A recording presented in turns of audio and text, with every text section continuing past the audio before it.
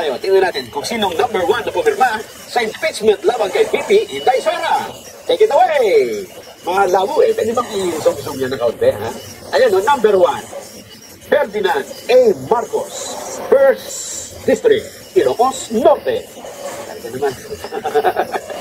Ang sabi ng tatay, ayaw. It's a stormy to take up. Walang, magsasayang lang tayo ng oras dyan. Ang sabi ng anak, pipirma ako number 1. Ako sumunod si Aurelio Dong Gonzales ng 3rd District ng Pampanga. Deputy Speaker yan eh. Okay lang naman yan. Sino pa? At ito si Jose Dalipe. 2nd District, Zamboanga City.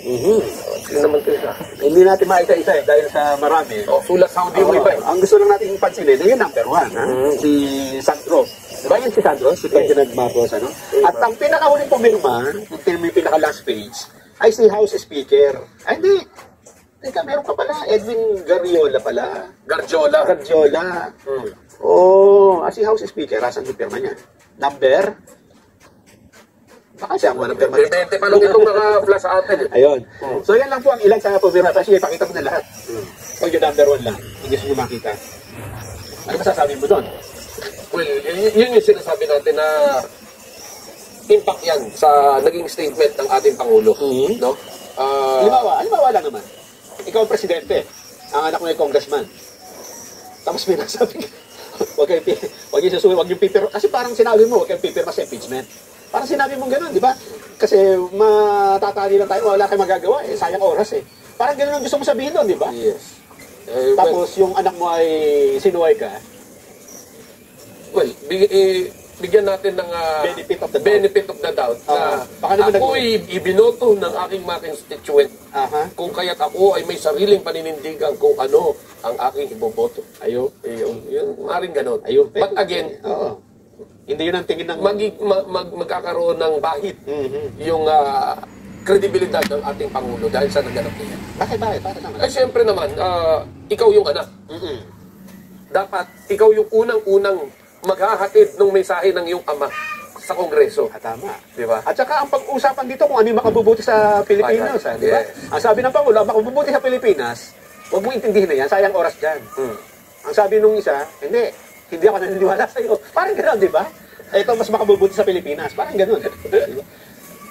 Ano naman ang sa tingin mo implication nito sa business, sa mga negosyante? Of course. Nakakausap mo sila eh. Ang mga negosyante, kapag kinausap yan sabihin na natin, ng Pangulo, yung mga big tickets. Yes. Okay, I will help you in our country. You can do business, no? Paano na lang yung magiging kredibilidad naman ng Pangulo dito sa mga negosyante? Na sinasabing protektado ang kanilang negosyo sakaling pumasok sila sa ating bansa. Hinikayat niya na mag-invest dito. At pumasok na. Tapos nakita na dito pangyayari ito. Well, of course, hindi natin maalis yan na mayroong makapag-isip na magdududa na, mukhang hindi yata magiging maayos, no? So, parang hindi matatag yung pundasyon na nakausap ko yung Pangulo, di ba? Kasi Pangulo yung nakausap ko, hindi naman kami, parang gano'n, di ba? Kausapin mo rin kami, parang gano'n. Kasi tingnan mo nga, eto gusto ng Pangulo, hindi naman natupad.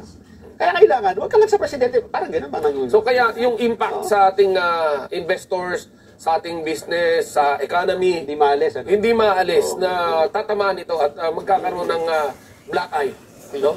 Lalo na sa sitwasyon ngayon na tumataas ang gasolina, ang crudo, kerosene, LPG. Yan yung pinaka-root of all the problem.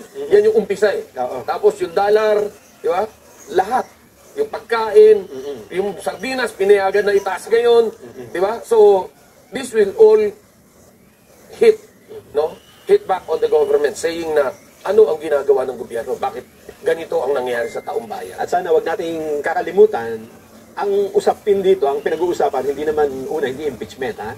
Ang topic ay ano ba ang makabubuti sa bansang Pilipinas sa mga tao.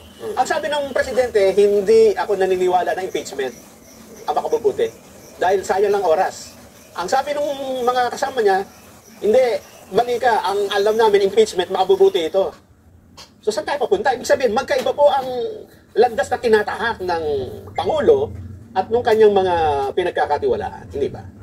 Sabihin na natin may karapatan sila at kapangyarihan gawin yun, pero ang tingnan natin ay yung saan ang direksyon ng bansa, di ba? Parang magkaiba ho sila ng pinupuntahan. Yan ang masakit, no?